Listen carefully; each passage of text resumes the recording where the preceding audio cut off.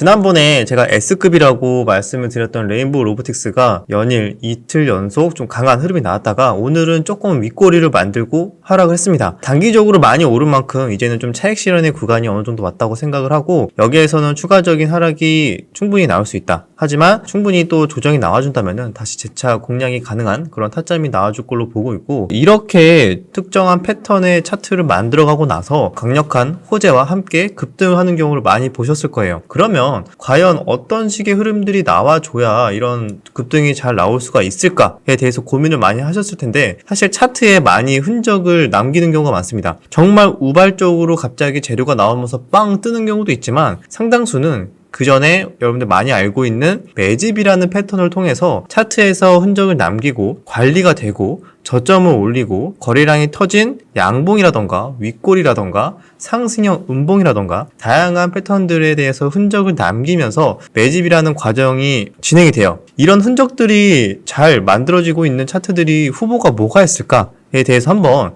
쭉 체크를 해봤거든요. 레인보우 로보틱스도 이때 보면은 비슷한 차트들이 많이 나왔어요. 거래량이 터질 때 양봉이 나오고 나서 포인트는 저점을 계속 올리면서 이 이평선에 대해서 수렴 구간이 나오고 난 이후에 강력한 호재와 함께 급등이 나와줬다. 이때도 거래대금이 터지고 나서 하락할 때는 거래량이 없고 저점은 올리고, 이런 식의 흐름들이 계속 반복이 돼야 되죠. 그리고 나서 호재와 함께 이렇게 급등이 되는 전형적으로 발생이 되는 구간이 나올 수 있다. 자, 이런 흐름들을 만약에 우리가 차트를 쭉 둘러봤을 때 여러 가지 후보군들이 나올 수가 있어요. 그래서 제가 한번 가볍게 둘러봤어요. 최근에 이슈가 있었고 또는 앞으로 이슈가 있을 만한 테마로 한번 추려봤는데, 그냥 참고로 보시면은 좋을 것 같아요. 넥스트 같은 종목, 넥스트에도 보시면은 장기간 하락 또는 횡보를 하고 있었습니다. 거의 상장 이후에 한번 슈팅 나오고 나서 메타버스 이슈로 강하게 상승이 나오고 나서 거의 1년 정도 계속 지루하게 하락이 나와줬습니다. 거의 이평선으로 본다면은 여기 60일 이동평균선 또는 120일 이동평균선에서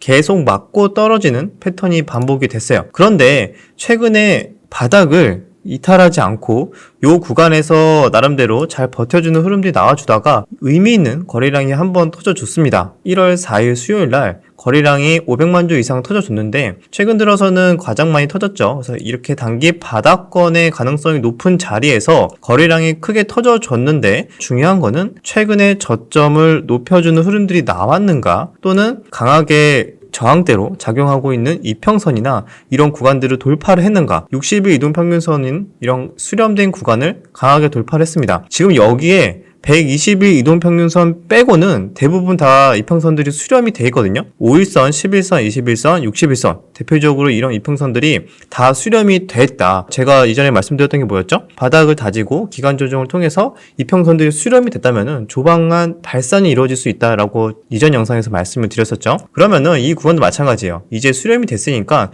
위로든 아래로든 조만간의 방향성을 결정할 확률이 높다. 120일 이동평균선까지 좀 더 매물을 소화하는 과정, 그러니까 121선 이동평균선까지 돌파하는 흐름들이 나오려면은 좀 더 기간 조정의 흐름들이 나올 수도 있습니다. 이렇게 좀 더 횡보를 하면서 120일 이동평균선이 이렇게 쭉 내려오는 그런 과정들을 버틸 수가 있겠죠? 하지만 이렇게 거래량이 터지고 나서 특정 이런 구간들을 버텨주면서 저점을 올리는 이런 흐름들이 나와준다. 그러면은 다시 주가는 슈팅이 나올 수 있다. 이슈로는 메타버스 섹터에 엮여있기 때문에 메타버스에 관련된 어떠한 특정 뉴스나 재료가 나와준다면은 언제든지 반응할 수 있는 차트를 좀 만들고 있지 않나 라고 생각을 합니다. 어제 이미 같이 올라갔던 메타버스 관련주로는 이런 웨이버스 같은 소형주가 어제 상한가를 만들어줬고, 이런 종목도 마찬가지로 최근에 차트에서 거래량 조금 들어오고 나서 오랜 기간 조정 이후에 또 거래량 들어오고 하락할 때 거래량 없고요. 올라갈 때 하락할 때 거래량 없고, 이러다가 결국은 정고점을 돌파하는 재료와 함께 상한가가 만들어졌다. 이 다음 날에도 충분히 공략할 수 있는 351선 매매 타점이 나올 수도 있고, 이번에 올랐던 거는 MBT 같은 경우에는 컨텐츠로 올라왔지만 이런 종목도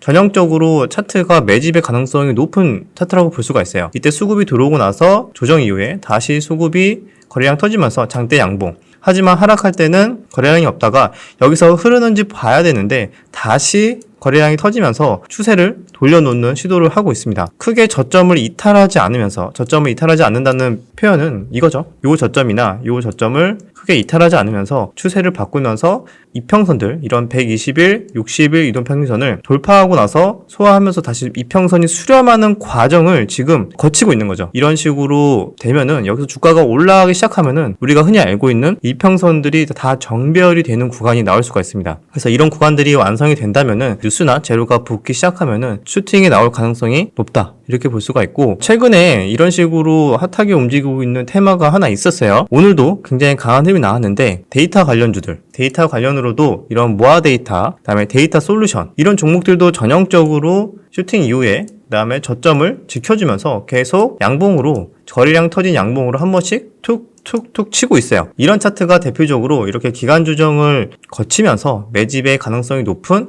차트다, 이렇게 볼 수가 있고, 이런 식으로 충분히 원하는 만큼의 만약에 세력이, 물량이 확보가 되거나 특정 조건이 만족이 된다면은 언제든지 이런 정고점을 돌파시킬 수 있는 힘을 지금 응축하고 있다라고 볼 수가 있습니다. 자, 전제 조건은 당연히 이런 저점, 중요한 요 저점 라인을 이탈하지 않고 야금야금 올려준다던가, 아니면 이평선들이 이제 어느 정도 수렴이 됐으니까 조만간 크게 방향성을 잡을 수 있다, 이렇게 차트로는 해석을 할 수가 있어요. 같이 움직였던 종목도 비슷한 흐름이죠. 모아 데이터도 마찬가지. 모아 데이터도 이렇게 수급이 들어오고 나서 이평선들을 정배열로 바꾸면서 다시 올려놓는 모습. 하지만 기존에 보여드렸던 차트보다는 좀 더 매물대가 많이 있고 테마성으로만 같이 좀 움직일 확률이 높다고 볼 수가 있습니다. 이런 종목들도 데이터 쪽도 계속 체크를 해야 되고, 수산매가 한 번씩 돌 수 있을 것 같아요. 그리고 카카오페이, 카카오뱅크도 자, 이쪽 관련해서 좀 잘 수급이 들어온 것 같은데 저점을 이탈하지 않더니 다시 괜찮은 수급이 들어왔습니다.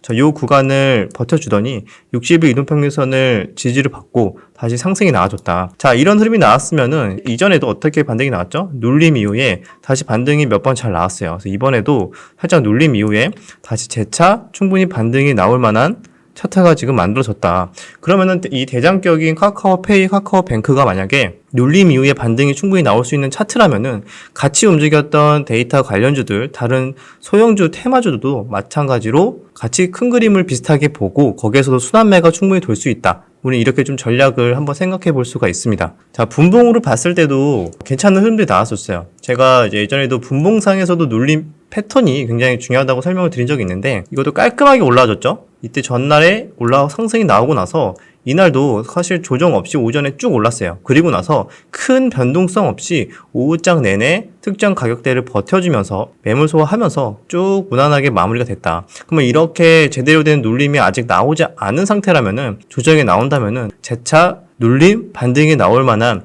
이런 차트의 흐름이 완성이 됐다라고 볼 수가 있고, 언제까지나 이렇게 깔끔하게 올라간 차트일수록 추가 조정 시에 대기 매수세로 인해서 눌림, 반등이 나올 확률이 높다, 이렇게 보시면 좋을 것 같아요. 이렇게 카카오페이나 뱅크를 봤을 때도 눌림을 충분히 공략해 볼 만한 차트가 만들어졌다. 그렇게 본다면은 좀 더 큰 그림에서 이런 테마주, 데이터 종목들도 아직 살아있다 라고 우리는 해석을 할 수가 있습니다. 그리고 이런 식으로 조용히 잘 버티고 있는 테마가 하나 더 있거든요. 원격 진료 쪽이에요. 대표적으로 인성정보, 비트컴퓨터, 인피니트 헬스케어 같은 종목이 포함이 되어 있는데, 정부의 비대면 제도화에 대해서 뉴스가 조금씩 나오고 있어요. 그런데 이게 어떤 식으로 재료가 붙어서 슈팅이 나올지는 모르겠는데, 일단 차트의 흔적으로 힌트를 찾아본다면은 충분히 매집일 가능성이 높다, 우리 이렇게 판단할 수가 있습니다. 자, 한번 볼까요? 이전에 설명드린 차트와 비슷한 흐름들이 만들어지고 있는지. 저점은 이탈하지 않아야 됩니다. 저점은 이탈하지 않은 상태에서 잘 버텨주는데, 상승할 때 양봉일 때만 강한 장대 양봉이 나오면서 거래량이 터져줘야 되고, 하락할 때는 비교적 거래량이 없어야 된다. 그러면서 중요한 거는 강한 저항대로 작용하고 있는 장기 이평선, 대표적으로 60일이라던가 120일 이동평균선이 수렴이 되는 구간으로 잘 소화가 돼야 된다. 그 말은 즉슨 자, 이렇게 되겠죠?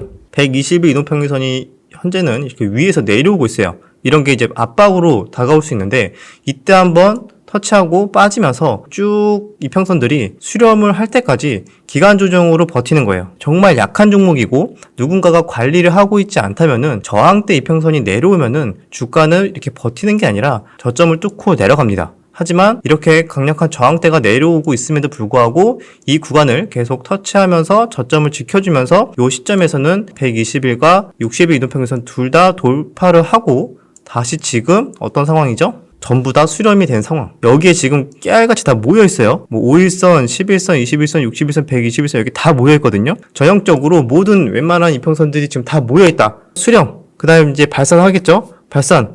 위로든 아래로든 할 수가 있는 상황이다. 하지만 차트의 흐름으로 봤을 때는 최근에 이렇게 윗골이 만들면서 거래량 터지면서 이렇게 저점 지켜주면서 이런 흐름이 나왔으니까 상승의 가능성이 좀 더 높지 않을까 보는데 우린 여기에서 그냥 섣불리 또 판단하면 안 되는 게 차트에서는 이런 힌트가 주어지고 있는데 과연 간다면은 뭘로 갈까? 라고 항상 고민을 해보고 재료를 찾아보고 논리를 찾아야 돼요. 모자이크 이론처럼 숨어져 있는 것들을 하나하나 발견을 해서 퍼즐을 맞춰가는 과정들이 중요합니다. 지금 현재 많은 시장에 참여하고 있는 투자자들도 결국에는 이런 과정으로 논리를 찾고 그게 맞는다면 수급이 붙고 재료가 붙고 이런 식으로 주식시장이 순환매가 주도주가 결정이 된다라고 보시면 좋을 것 같아요. 재료로 만약에 봤을 때는 코로나 이슈로 계속 가기에는 약하죠. 왜냐하면 중국도 어느 정도 피크아웃 찍었고 코로나가 확산되는 걸로 가기는 힘들 것 같다. 두 번째로 봤을 때는 그냥 정부의 규제, 개혁 이슈 정도 그런 이슈가 붙을지는 예측의 영역이라서 섣불리 알 수는 없지만 거기에 대한 힌트를 차트의 흔적을 보고 뭔가가 붙을 수도 있겠구나라고 하면서 끝까지 추적을 하는 게 중요해요. 그래서 관련주로 만약에 올라간다면은 이런 인성정보,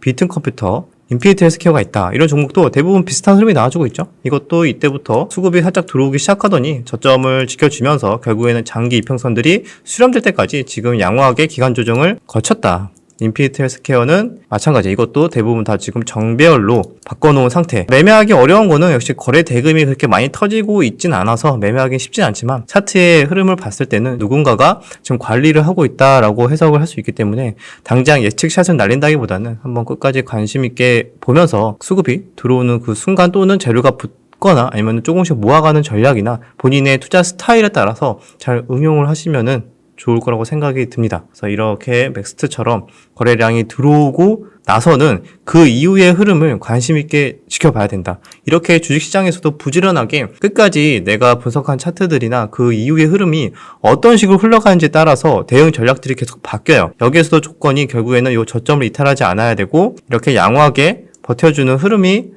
나와주는지 이런 것들이 충분히 체크가 된다면은 재차 수급이 연속적으로 들어오면서 이런 장기 이평선도 한번 돌파를 시도할 수 있지 않을까 이렇게 보고 있습니다. 자, 오늘은 최근에 또 레인보우 로보틱스처럼 강하게 급등이 나온 종목들을 보고 이런 종목들의 차트에는 어떤 힌트들이 있었을까에 대해서 한번 고민해보는 시간을 가져봤어요. 제가 쭉 설명드린 이런 차트들이 항상 다 간다는 아니지만 잘 가는 차트들에서는 이런 충분 조건이 어느 정도 만족이 된 종목들이 많았기 때문에 이런 것들을 흔적을 한번 보면은 여기서 조금 투자 아이디어가 떠오를 수도 있지 않을까 생각을 합니다. 자, 그럼 여기까지 내용이 유익하셨다면 구독, 좋아요, 댓글 부탁드리도록 하겠습니다. 그럼 다음 영상에서 뵙겠습니다. 좀 더 디테일한 종목 분석이나 항상 이런 내용들을 받아보고 싶다 하시는 분들은 주덕 유튜브 멤버십 가입해 주시면 좋을 것 같습니다.